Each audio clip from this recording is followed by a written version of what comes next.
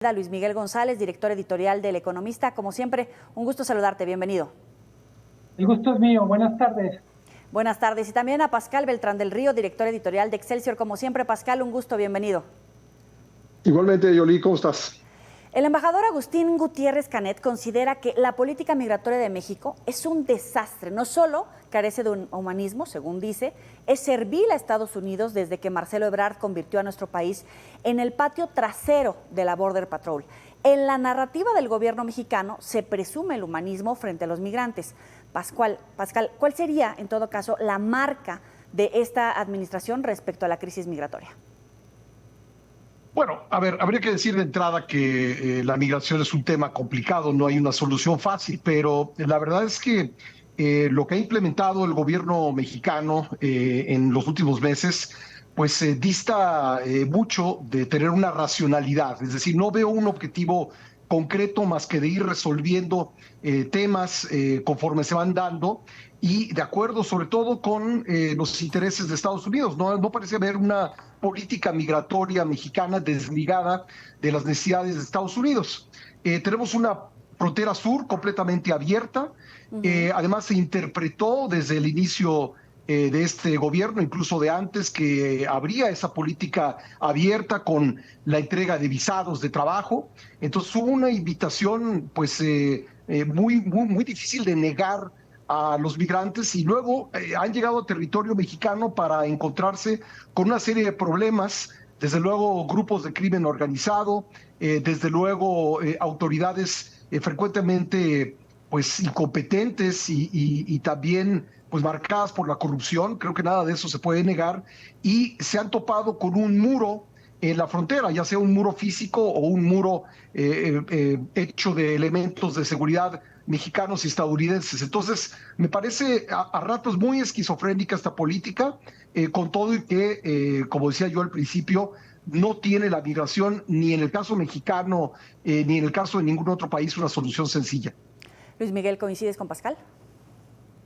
Totalmente, yo añadiría, cuando hablamos de una política de migración, hay una faceta que es seguridad, hay otra que debería ser económica, otra más que debe ser social. Tenemos una política migratoria diseñada para complacer a Estados Unidos, pero que carece de las otras patas para sostenerse. ¿Cuál es el plan de integración económica para los migrantes que ya se están quedando en territorio nacional? ¿Qué planes tenemos en lo social para efectivamente darle un rostro humano? En buena medida, es verdad que esto es complejo, pero si lo pudiéramos poner en lo muy básico, no tenemos una política que esta no está reflejada en el presupuesto. Como dicen, lo que no está en el presupuesto no existe en la realidad. Pero Luis Miguel, ¿será que el error comienza porque no hay una aceptación de que la ola migratoria rebasa cualquier capacidad de gestión en número, en flujos, en deportaciones, etcétera? Absolutamente cierto, nos ha rebasado, pero a estas alturas no puedo decir que nos tomó por sorpresa. En buena medida es parte de una nueva realidad con la que tendremos que lidiar desde ahora y para los próximos años. No es que vaya a ocurrir un año y no vaya a volver a ocurrir.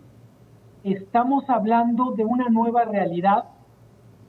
América Latina no tiene una tradición de migración tan larga como puede tener Europa, como puede tener el Medio Oriente o incluso África, pero el hecho de que no tengamos tantos años con esto no nos exenta de hacer la tarea y de ponernos al día. Pascal, ¿qué ha ganado México con estas concesiones o qué pretende ganar?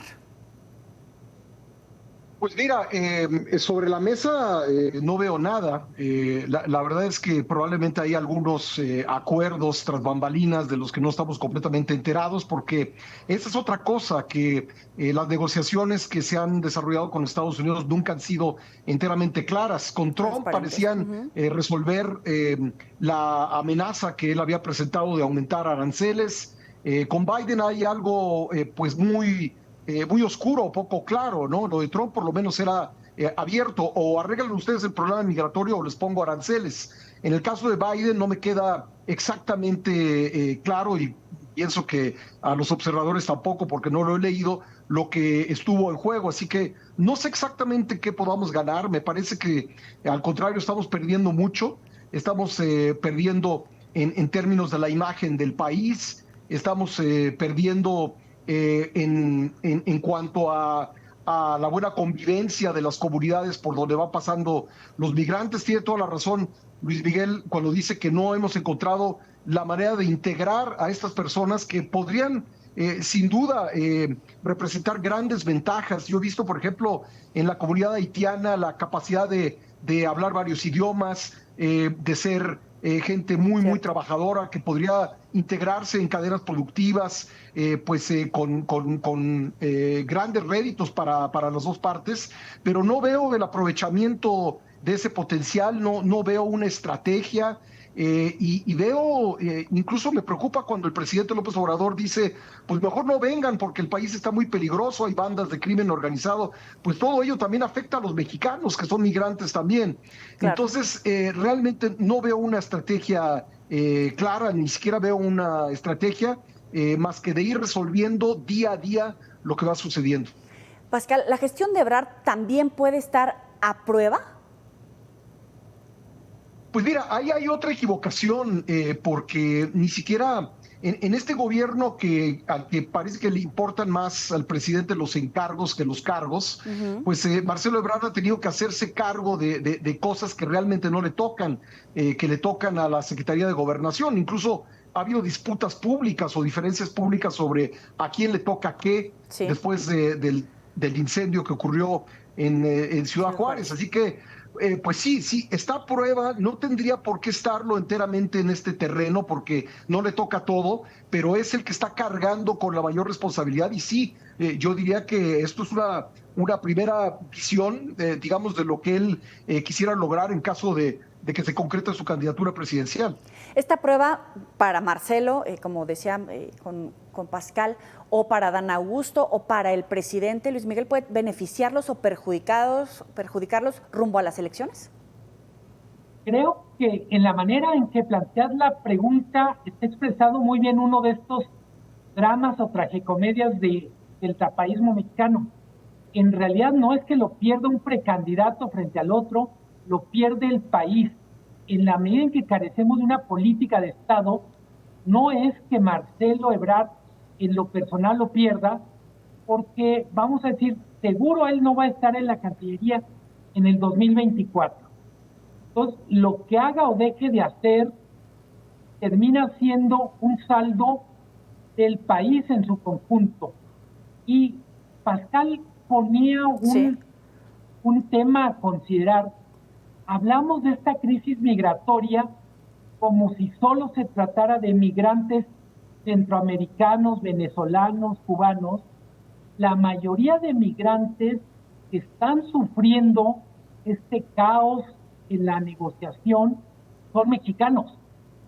Una novedad es que está de regreso la migración mexicana a Estados Unidos en números que alcanzan las decenas de miles por mes. Entonces, por un momento hay que dejar de pensar que solo es un asunto en donde México está demostrando cómo juega o cómo se comporta con la comunidad internacional. También está poniendo literalmente en los reflectores la manera en que defiende a los connacionales en una situación de vulnerabilidad frente a Estados Unidos. Claro, pero es que el presidente celebra el envío de estos récords de remesas como si fuera un éxito suyo, Luis Miguel. Sí, y hay que decir, para que alguien llegue y pueda mandar remesas, tiene que superar una carrera de obstáculos donde tiene que vencer al crimen organizado, a la extorsión de las autoridades migratorias, tiene que vencer en algunos casos a los elementos de la naturaleza. Hay que recordar que ahora mismo este drama del que están haciendo eco muchos medios de comunicación se da con temperaturas de 40 grados, que para muchísima gente pues significa un riesgo real a su vida o a su salud, cuando menos.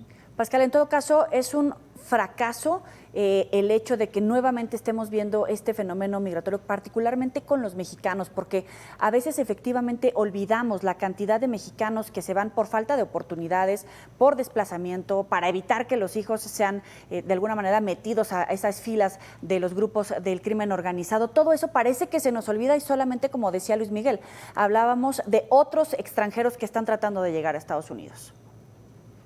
Pues sí, un migrante de cualquier parte del mundo no se va en general por gusto, se va por necesidad.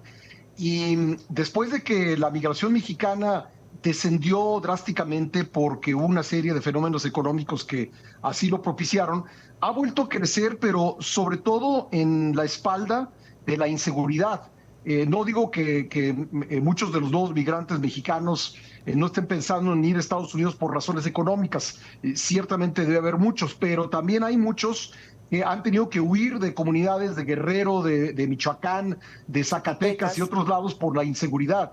Entonces es un fenómeno nuevo y efectivamente la partida de un grupo tan grande de personas, no solo en este gobierno, sino antes, pues significa un fracaso, significa que no está funcionando la generación de empleos, que no se están dando oportunidades en esas comunidades. Y bueno, pues el presidente decía esta misma semana que se desatendió el campo, y es cierto, pero tampoco se está atendiendo hoy en día, tampoco se está generando oportunidades de desarrollo ni condiciones de seguridad para que las personas de las comunidades rurales se queden y no intenten este peligrosísimo viaje.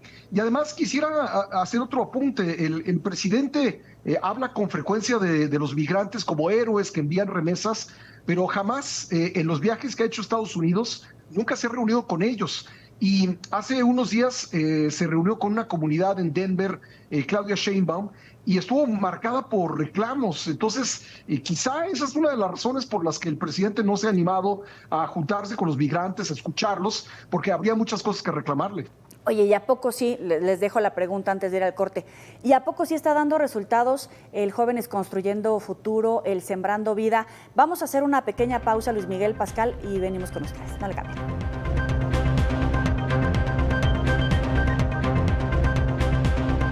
De origen mexicano que se supone es la vía para combatir las causas por las cuales los migrantes están dejando sus países de origen, países de Centroamérica, particularmente Jóvenes Construyendo Futuro, Sembrando Vida. ¿Realmente están dando resultados, Luis Miguel? La respuesta no puede ser un no o un sí tajante. Yo diría la respuesta es la zona de grises. Sirven para algunas cosas y dejan pendiente otras. ¿Cuál es para mí el problema de fondo al final? Es la migración tiene muchas causas. Estamos hablando que hay una nueva ola de migración mexicana a Estados Unidos que tiene que ver con violencia, por ejemplo. Ahí sí claramente podemos decir, en blancos y negros, los programas de control y combate a la inseguridad son un fracaso. Basta una beca para un joven, para que un joven no se vaya a Estados Unidos, claramente no basta, pero no quiere decir que la beca no sirva para otras cosas.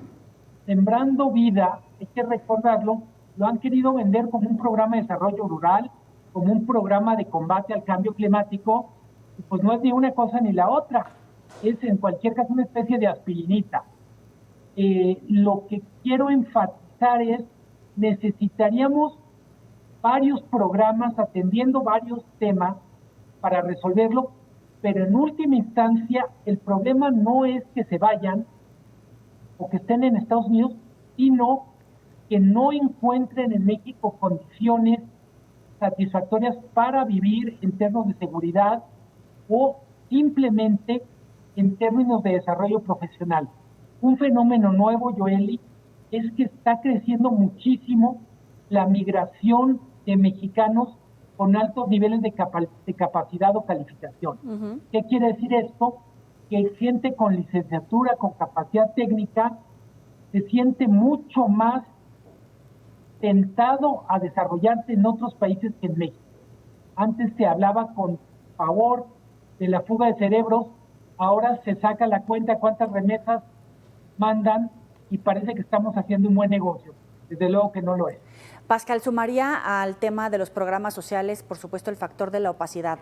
¿Crees que dan resultados o coincides con Luis Miguel? Yo creo que ese es un gran problema, el de la opacidad. No tenemos modo de evaluar estos programas, en concreto Jóvenes Construyendo el Futuro y Sembrando Vida. Me da la impresión que son programas marginales, esto por los números que conocemos. No tengo claros los resultados que arrojan. Yo también creo que es muy difícil decir si sirven o no sirven, pero ahí tenemos el resultado, el fenómeno, finalmente, un aumento en la migración mexicana. Hay un descenso en la migración centroamericana que no sé bien a bien a qué obedece. No he visto realmente ningún análisis muy específico de por qué están dejando de migrar los salvadoreños. No sé si es porque han mejorado las condiciones de seguridad en El Salvador con el gobierno de Bukele. Yo sé que hay muchos críticos del gobierno de Bukele, pero también hay datos que indican que el país es más seguro. Hay todavía un número importante de migrantes hondureños, pero el de guatemaltecos ha bajado y en cambio estamos viendo migraciones importantes de Haití, de Cuba, de Venezuela, de Ecuador incluso. Entonces, pensar que estos programas que incluso de manera mucho más marginal que en México se han querido aplicar en Centroamérica son la razón, pues no creo que uno pueda decir que sí. En lo que sí coincido con el presidente López Obrador es que es un tema de cambiar las realidades que se están viviendo en esos países. Ahora es mucho más fácil diagnosticarlo que hacerlo o encontrar una solución fácil. También creo que tiene razón el presidente cuando dice que Estados Unidos no ha cooperado suficiente en términos de desarrollo económico en esa región. Y hace rato hablábamos de qué tanto puede ser como una muestra de capacidad de los funcionarios que se dedican a estos temas. Creo que claramente en el caso de la vicepresidenta de Estados Unidos hay un enorme fracaso en la atención del problema migratorio. Ella estuvo en la zona de la frontera, estuvo en los países centroamericanos, estuvo en México y claramente si Kamala Harris hoy en día no es una política que ha despuntado, es porque ha hecho un muy mal trabajo en lo que le encargó el presidente Joe Biden. Entonces, yo creo que sí hace falta, en resumen, sí hacen falta programas para atender y cambiar la realidad de las zonas que se convierten en expulsoras de migrantes, pero los programas actuales, ni los de México ni los de Estados Unidos, parecen estar dando resultado. Vamos a cambiar de tema a otro tema que ha cobrado relevancia por el revés que significa el golpe que le dio la Suprema Corte de Justicia a la primera parte del Plan B de la reforma del presidente. Pero vemos a gobernadores de Morena atacando a la Suprema Corte, secundando al presidente. Y yo les pregunto, ¿se excedió el Poder Judicial o hizo valer la independencia de poderes, Luis Miguel? No hay manera de que digamos que se excedió, porque es una de las funciones de la Suprema Corte. Yo diría, si la Suprema Corte no le saca tarjeta amarilla o tarjeta roja a los legisladores por el cochinero que hicieron en la parte de proceso legislativo, no estaría haciendo su trabajo. Yo diría que a principios de semana la nota es lo que pasaba en la Corte o lo que pasó en la Corte, pero conforme avanzó la semana, la nota se convirtió en la reacción de la clase política cercana al presidente, la reacción que es más de berrinche que de gente de Estado. Cuando digo, no hay un solo constitucionalista que se respete que no haya hablado con elogio de la decisión que tomó la Corte. Hay que decirlo, parte del trabajo de la Corte tiene un mecanismo, más que tiene una función de control constitucional, obliga a los otros poderes a respetar la Constitución y eso no es excederse. Básicamente creo que es una lectura, yo no diría miope, es una lectura interesada de lo que la Corte debería hacer, y para los simpatizantes del presidente que dicen que esto no había ocurrido antes, esta amonestación de la Corte al Legislativo por problemas de procedimiento ha sido una especie de sana tradición, sobre todo a partir de los 2017. Ya llevamos varias decisiones de la Corte en este sentido y le tocó al gobierno de Peña al final y le está tocando al gobierno de López Obrador. Pascal, tú advertías sobre el plan C en ganar la mayoría calificada en ambas cámaras a fin de reformar la Constitución. ¿Puede lograrlo? Muy difícil, es muy difícil. La forma en que se integra la Cámara de Diputados y peor aún el Senado hacen tremendamente complicado que el presidente pueda lograr su objetivo del llamado Plan C. En la Cámara de Diputados, ningún partido político, dice la Constitución, puede tener más de 300 diputados y hay un tope de sobrerepresentación de 8%. Entonces, para lograr el 66%, pues la coalición oficialista tendría que lograr el 58%. Esto es 15 puntos más de lo que obtuvo en 2018 y muchísimo más todavía de lo que obtuvo en 2021. Así que ni en la Cámara de Diputados y mucho menos en el Senado, donde es aún más complicado, veo que esto se pueda llevar a cabo.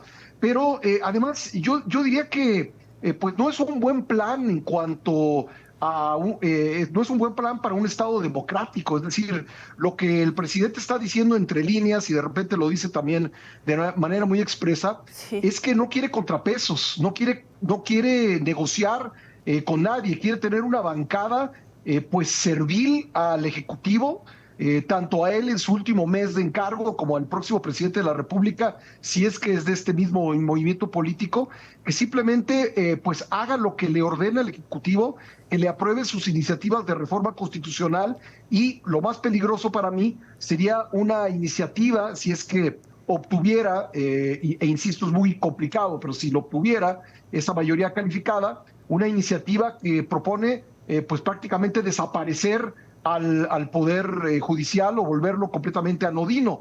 Entonces, el plan C para un Estado democrático de derecho, para una república constitucional, me parece un muy mal plan. Oye, pero además le sumamos esos priistas, por mencionar algunos, algún Alito Moreno secundando precisamente estas ideas. También esa es una debilidad de la oposición que de alguna manera fortalece a la idea del presidente López Obrador. En todo caso, un retroceso democrático, Luis Miguel. Digamos, una amenaza de retroceso democrático. A mí me gustaría enfatizar, a pesar de todo el drama, insisto, a pesar de la tragicomedia, yo diría que la democracia mexicana es joven, está en su proceso de aprendizaje y creo que así como vemos síntomas de enfermedad, también podemos decir, vemos síntomas de vigor, de reacción. O sea, la democracia tiene que ver con la clase política, pero también tiene que ver con el trabajo de cuerpos profesionales que funcionan como contrapeso, que funcionan defendiendo los derechos de las minorías. Hay que recordar, la democracia funciona porque representa la voluntad de las mayorías, pero también los derechos de las minorías. No se trata de quitarle a las mayorías lo que ganaron las urnas, pero tampoco se trata de darles pilones. Para eso están los derechos de las minorías. Es un equilibrio muy sutil y hay que valorar. Yo diría, hemos visto cosas que son esperanzadoras respecto a la salud de la democracia mexicana. Pascal, ¿coincides? Yo creo que sí, porque en condiciones en las que se ha visto un mayor impulso autoritario de parte de una presidencia que incluso en el periodo de transición no perdió completamente su fuerza, en condiciones en que el Ejecutivo maniató por completo al Legislativo, pues hemos visto surgir una Suprema Corte de la que dudábamos o llegamos a dudar de su independencia durante el tiempo en que la presidió Saldívar. Ahora con una nueva presidencia parece haber resurgido y pese a las enormes presiones que ha habido en contra de los ministros, desde el inicio del gobierno, hay que recordar que cuando comenzó este gobierno hubo manifestaciones en torno de la Suprema Corte y las ha habido en estos días en que estaba claro que la Corte tendría que encargarse de la revisión de los recursos presentados ante el Plan B. Pues esos ministros, digamos, han resistido la crítica, han resistido los aguijonazos que les han lanzado desde el Palacio Nacional y desde otros ámbitos, y han hecho su trabajo. Y coincido también en que esa es la tarea que se espera de una Corte Constitucional, de una Corte de Control Constitucional, revisar no solamente cómo se ganan las votaciones, sino también cómo se realizó el proceso legislativo. Y aquí claramente hubo una instrucción desde Palacio Nacional que en cuanto el Plan A fue rechazado el intento de reforma constitucional, inmediatamente llevaron a la discusión el Plan B y ni siquiera hubo la oportunidad de que los legisladores del oficialismo, ya no digamos los de la minoría, los de la oposición, leyeran la iniciativa y leyeran los dictámenes. Se aprobaron en automático y si vemos algunas de las declaraciones de legisladores del oficialismo en estos días, sí, que repiten que lo único que había en el Plan B era la revisión de los salarios de los miembros del Consejo General del INE, pues claramente no leyeron lo que estaban votando y entonces ahí la Corte, pues yo creo que no tuvo de otra. El oficialismo, bien, con la mayoría que tiene, pudo haber hecho las cosas de otra manera, pero decidió hacerlas de esta y pues ahí no le tocó a la Corte más que ante la presentación de recursos, como las acciones de inconstitucionalidad, pues obrar en ese sentido. Luis Miguel González, director editorial del Economista, Pascal Beltrán del Río, director editorial de Excelsior. Gracias a ambos por estar con nosotros en la mesa de periodistas. Gracias a Muchas ustedes, gracias. un gusto, Pascal. Feliz. Igualmente, Luis Miguel. Igualmente, muy buena noche para ustedes.